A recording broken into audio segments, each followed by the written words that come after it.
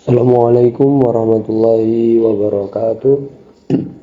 Kali ini kembali lagi dengan saya.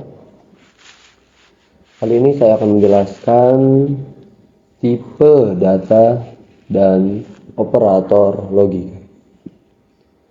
Saya akan menjelaskan dengan sangat rinci tentang tipe data dan operator logika. Mari kita bahas satu persatu.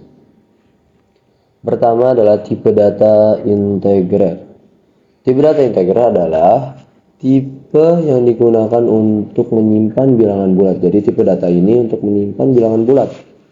Ini bisa berupa bilangan bulat yang positif, bisa juga bilangan bulat yang negatif atau nol tanpa bagian desimal. Contohnya bilangan bulat yang positif 25, yang negatif min 10, dan yang tanpa bagian desimal yaitu 0. Dalam contoh di atas kita menggunakan variabel umur, X maksudnya itu umur, untuk menyimpan bilangan bulat 25.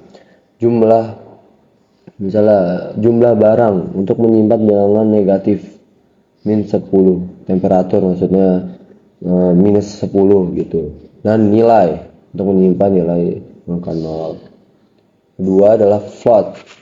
Tipe data float digunakan untuk menyimpan bilangan desimal memiliki bagian pecahan. Jadi float ini fungsinya untuk menyimpan bilangan desimal. Seperti pi 314, temperatur 98.6, price 19.99. Dalam contoh di atas kita menggunakan variabel pi untuk menyimpan nilai pi yang didefinisikan sebagai 3.14. Kalau di pemrograman di JavaScript itu bukan 3,14 tapi koma diganti dengan titik gitu. Jadi kalau di matematika kan pakai 3,14, kalau di JavaScript pakainya titik, jadi titik 3,14.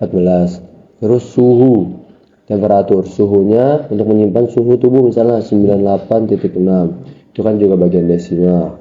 Harga, untuk menyimpan harga 19.99, nah, itu juga bisa kita menggunakan float itu. Terus string, kita masuk ke string. Tipe data string digunakan untuk menyimpan teks atau rangkaian karakter. Jadi kita bisa menyimpan teks di dalamnya atau karakter. String didefinisikan dengan menggunakan tanda kutip tunggal atau tanda kutip ganda. Jadi kita bisa pakai dua, antara tunggal ataupun ganda. Contohnya yang ganda, pakai nama nih Alice. Nah, contoh di atas kita menggunakan variabel nama. Nah, nama untuk menyimpan nama Alice. Nah, alamat untuk menyimpan alamat Jalan Raya 123 Main Street, Jalan Raya 123. Nah, ini pakai titik tunggal, kalau ini pakai titik kutip ganda, ini kutip tunggal, ini kutip ganda. Message, pesan untuk menyimpan pesan teks. Hello, how are you? Hello world. Itu juga, itu namanya kita bisa pakai string. Itu bisa dibedakan ya. Terus boolean, tipe data yang keempat adalah boolean. Tipe data boolean digunakan untuk menyimpan nilai kebenaran yang hanya bisa berupa true atau false. Jadi kita menyimpan data true atau false. Misalnya kita login, kalau loginnya benar berarti true, kalau loginnya salah berarti false. Nah, is valid, kalau valid namanya true, kalau is login in namanya false gitu. Dalam contoh di atas kita menggunakan variabel aktif untuk menyimpan nilai true. Kalau misalnya benar, ya true, yang menunjukkan statusnya aktif. Dan variabel terdaftar untuk menyimpan nilai false, ini kan statusnya terdaftar. Itu juga false buat terdaftar ya. Terus operator logika, Yang pertama adalah operator logika itu ada 3 yang kita bahas. Emang ada 3 aja. Pertama operator N. N itu adalah dandan, bukan dandan toko ya, tapi seperti ini, dandan. Operator logika N digunakan untuk menggabungkan dua kondisi, hasilnya adalah true. Hasilnya adalah true hanya jika kedua kondisi tersebut adalah true. Jadi X dan Y harus true.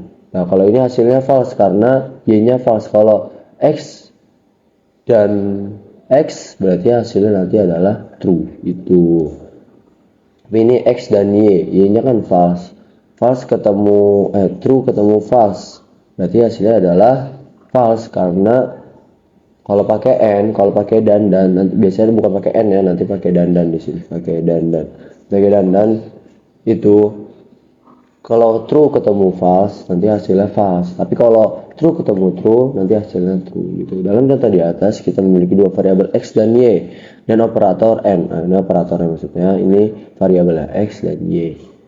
Menghasilkan false karena x adalah true, x ini adalah true dan y adalah false. Terus yang kedua adalah operator OR. Nah, kalau operator OR itu biasa pakai tanda ini nih, namanya garis 2 panjang ke bawah lah kita sebut ya. Operator logika OR digunakan untuk menggabungkan dua kondisi. Hasilnya adalah true jika salah satu dari kedua kondisi adalah true.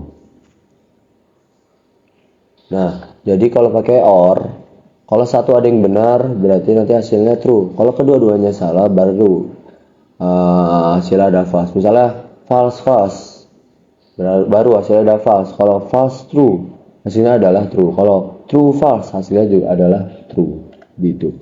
Dalam contoh di atas operator OR. Nah, operator OR menghasilkan true.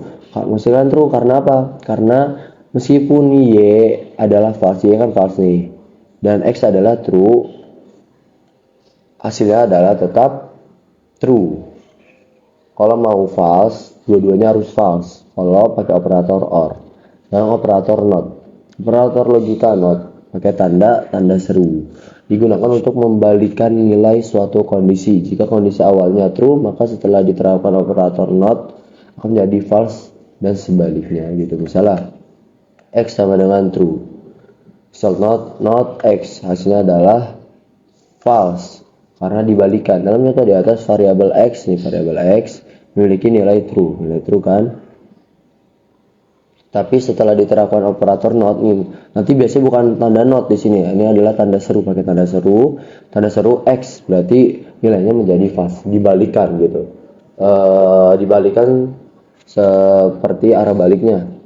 Nah, sekarang kita menggunakan contoh penggunaan kombinasi tipe data dan operator logika. Jadi kita gabungin ya. Nah, kita baca dulu. Dalam contoh ini kita menggunakan tipe data VAP IPK. Nanti kita pakai bakal IPK dan tipe data integral penghasilan orang tua. Integral tadi apa coba integral? Integral itu apa?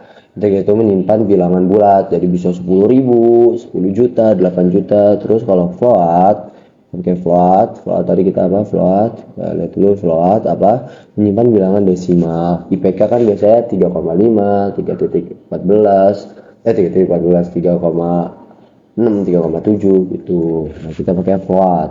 Oke. Terus untuk menentukan apakah seorang mahasiswa berhak mendapatkan beasiswa berdasarkan persyaratan IPK dan penghasilan orang tua. Semoga penjelasan ini memberikan pemahaman yang lebih mendalam tentang tipe data dan operator logika. Jika Anda membutuhkan yang lebih lanjut, jangan ragu untuk bertanya ya. Nanti bertanya aja di kolom komentar maksud saya seperti itu. Oke, kita masuk ke Visual Studio Code. Nah, ini sudah saya buat skripnya ya. Pertama, kita buat var dulu. Var itu menentukan nama. PK minimum. PK minimumnya kan biasa itu kalau di kuliah itu 3,5. Jadi kita tulis 3,5. Terus var penghasilan orang tua. Minimal kalau mau masuk kuliah itu penghasilan orang tuanya itu adalah 8 juta. Nah, terusnya var IPK, maksudnya ini IPK si mahasiswanya nih, kita bisa ganti dia 3,6. Nah, kita buatlah inputnya var berhak beasiswa IPK nya maksudnya 3,6. Nah, ini namanya operator perbandingan, nanti kita belajar lagi. Nah, dibandingkan nih IPK minimum, maksudnya di sini nanti harusnya 3,5 dan ditambah maksudnya dan tadi penghasilan orang tua 8 juta orang tua dibandingkan dengan 10 juta. Oke, bisa nggak sih masuk kurang dari 10 juta? Nah, kita kalau misalnya mahasiswanya itu sesuai dengan kriteria di atas, kalau ada tulisan selamat Anda berhak mendapatkan beasiswa. Kalau else kebalikannya, kalau misalnya tidak sesuai dengan kriteria IPK minimum dan penghasilan orang tua, maaf, Anda tidak berhak mendapatkan beasiswa. Oh, ini maksudnya penghasilan orang tua 8 juta. Nah, ini bandingkan 10 juta. Oke, sekarang kita buka open with server, kita ke inspect, kita ke konsol. Nah, selamat, Anda berhak mendapatkan beasiswa. Karena apa?